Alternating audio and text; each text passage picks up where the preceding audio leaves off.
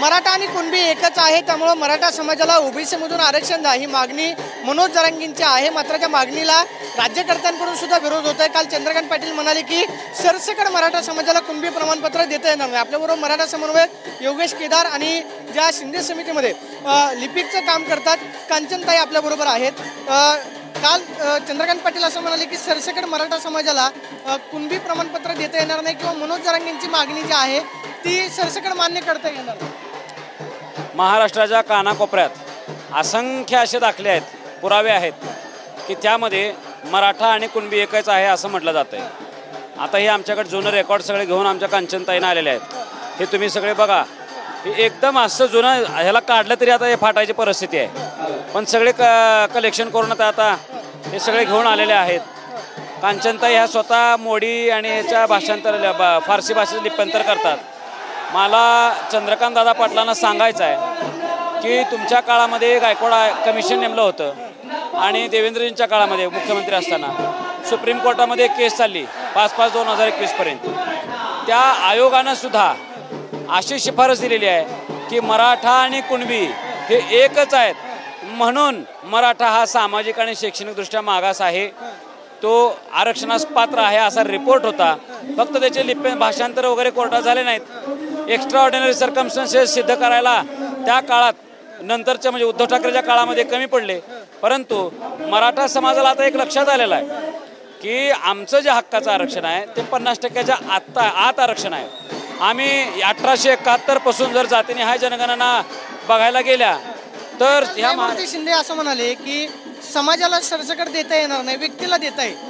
काल जो युक्तिवाद त्यांनी मनोज जरांगेंच्या समोर केला तो पटण्यासारखा आहे नाही। त्यामध्ये सध्या प्रचलित जे कायदे आहेत की आजच्या घडीला मी कुणबी आहे किंवा मी माळी आहे किंवा मी सुतार आहे किंवा मी चर्मकार आहे हे सिद्ध करायची जबाबदारी इंडिव्हिज्युअल असते, डॉक्युमेंट काढायची आणि 1967च्या पूर्वीचे दाखले त्यांना घेऊन जायचं असते।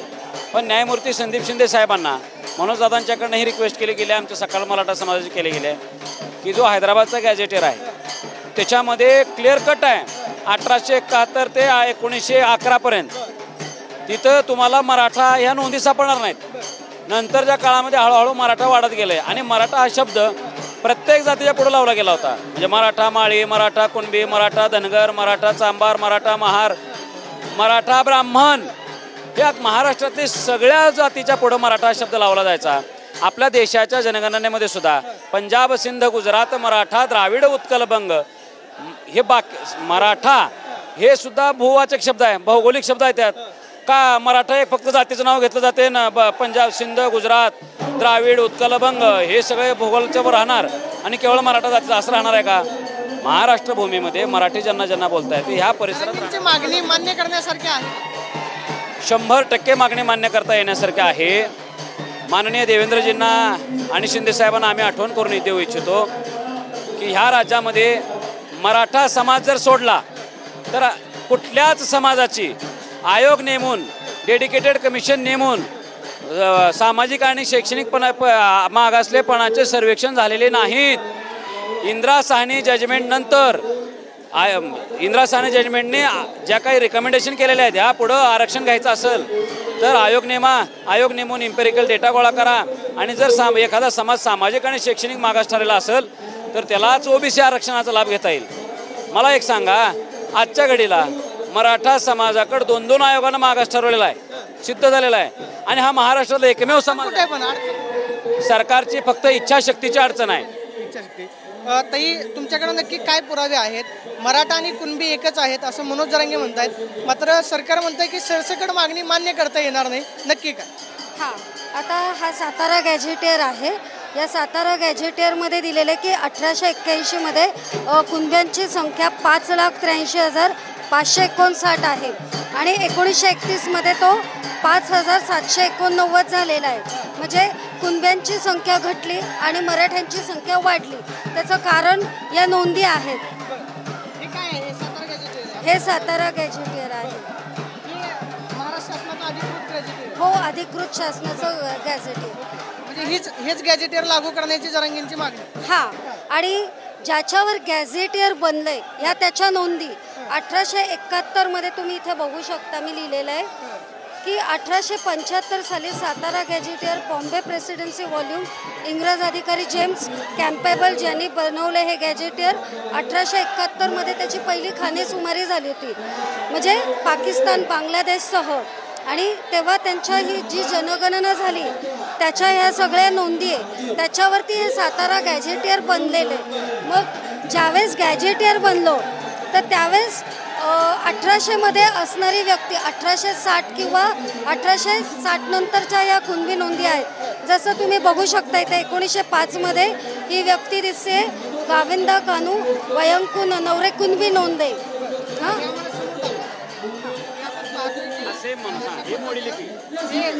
मोडी लिपीमध्ये आहे. हे मोडी लिपीतील आहे. हे नाव काय आहे मला सांगा. याचं भाषांतर मी इथं केलं. ह्याचं नाव आहे गोविंदा कानू व्यंकू ननवरे. कुणबी नोंद आहे, जात कुणबी म्हणून आहे. ह्याचं हे लिप्यंतर केलेलं आहे. आणि सदर व्यक्ती 1914 इथे तुम्हाला दिसेल कानू व्यंकू ननवरे हीच व्यक्ती मराठा म्हणून रेकॉर्डला दिसते. म्हणजे कुणब्यांची संख्या घटून पुन्हा 1914 ती जी दिसणारी व्यक्ती ती मराठा म्हणून. तर अशा कुणबी आणि मराठा एकच आहे. म्हणजे या कानू हीच व्यक्ती, सदर व्यक्ती हीच कुणबी आणि सदर व्यक्ती हीच मराठा. आता मग सरकार म्हणतंय की सरसकट मागणी मान्य करता येणार नाही. काल ते न्यायमूर्ती शिंदे आलेले होते, ते असं म्हणाले की समाजाला सर्टिफिकेट देता येत नाही, व्यक्तीला देत नाही. कारण तसं नाही मांडलं. त्यांनी सांगितलं की संख्यात्मक आहे, संख्यात्मकवर आम्ही करू शकत नाही. पण संख्यात्मक इंग्रजांनी अभ्यास कसा केला होता 1860 त्यांनी संख्यात्मकच नोंदी घेतल्या आणि त्या गॅझेटियरमध्ये संख्यात्मकच मांडल्या. त्यांना ती जी लाईनअप आहे कुणबी मराठाची ती त्यांना डिस्क्राईब करता आली नाही, कारण रेकॉर्ड सगळा मोडीमध्ये होता आणि रेकॉर्ड नंतर मराठीमध्ये झाल्यामुळे तो लाईनअप जो आहे 1860 पासून ते 1900 पर्यंतचा तो लाईनअप आपण काढून दिलेला, ज्याच्यात जी व्यक्ती मागणी मान्य करण्यासारखी आहे का जरांगे पाटील?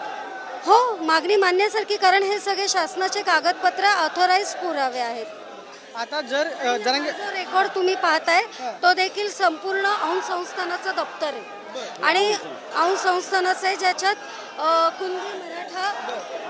कुणबी मराठी अशा नोंदी आहेत आणि जात मराठा म्हणून अशा त्याच्यात एव्हिडन्स म्हणून ते औंध संस्थानाचे कागदपत्र. हो, हे औंध संस्थानाचे कागदपत्र आहे. किती दिवसांपासून हे तुम्ही सगळे कागदपत्र? कागदपत्र तर जुने आहेत माझ्याकडे, परंतु ज्या कुणबी नोंदींचं काम जसं GR निघालं तेव्हापासून मी सुरू केलेलं आहे काम. मनोज जरांगे पाटलांची तब्येत खालवू शकते जर कदाचित सरकारनं लवकरात लवकर तोडगा काढला नाही तर पुढची. हे बघा, सरकारनं लवकरात लवकर तोडगा काढावा. सरकारनं लवकरात लवकर आम्हाला 50% आतलं आरक्षण द्यावं. हे जर दिलं तर आम्ही आत्ताच्या आता असंच नाचत नाचत नाचत आम्ही गावाकडे निघून जायच्या तयारीत आहे. तर दिलं तर, पण जर नाही दिलं तर मुंबई आमच्या ताब्यातच आहे. आम्ही मुंबई काय सोडणार नाही. जोपर्यंत मराठ्यांना ओबीसीला आरक्षण मिळत नाही तोपर्यंत मुंबई सोडणार नाही. आजच्या घडीला मराठी आलेले आहेत, विधान भवनावर पण मराठी दिसायला लागलेले आहेत, मंत्रालयाच्या पश्चिमेवर मराठी जाऊन बसलेले आहेत. उद्यापासून आमची हागाई संडास व्यवस्थेची सोय जर नाही झाली तर मंत्र्याच्या घरात सुद्धा जाऊन आम्ही व्यवस्था करेल. 2-4 दिवस आम्हाला तुम्ही आमचं जेवण वगैरे अडवलेला होता. आता महाराष्ट्राच्या कानाकोपऱ्यातून ट्रकांनी साहित्य आलेलं आहे. इथल्या काही गणपती मंडळांनी आपला भंडारा बंद केला होता काही काळासाठी सरकारच्या दबावापोटी, पण आता मराठ्यांनी ट्रकांनी कोण टेम्पोने कोण ट्रकमध्ये सगळे घेऊन आलेलं आहे. आता मुंबईकरांनी आमच्या मराठ्यांपाशी जेवायला यावं. पुढची तुमची जी मागणी आहे कायदेशीर मागणी मान्य होऊ शकते? 100% आमची कायदेशीर मागणी आहे. दादांची ही मागणी 20 वर्षापासून आहे आणि हा लढा त्यांनी बऱ्याच वर्षापासून सुरू केलेला आहे. आता जर 2 दिवसात तोडगा नाही निघला तर आता आम्हाला गावाकडून घरच्यांचे फोन येत आहेत. बहुतांश करून 2 दिवस थांबणार आहेत सगळेच लोक, नाही तर येणाऱ्या 1-2 दिवसामध्ये 50 लाख महिला, मराठा महिला 50 लाख मुंबईकडे कूच करणार आहे. पाहतोय की हे सगळे मराठा समन्वयक सांगतात की मनोज जरांगे यांची मागणी जी आहे मान्य करण्यासारखी आहे आणि ज्या नोंदी मराठा आणि कुणबी म्हणून सापडलेल्या आहेत त्या एकच आहे. त्यामुळे मनोज जरांगे यांची मागणी मान्य करावी प्रतिक्रिया मराठा समन्वयक देताना पाहायला मिळतात. त्यामुळे विशाल रायपूर प्रदीप कापसे, TV9 मराठी, मुंबई.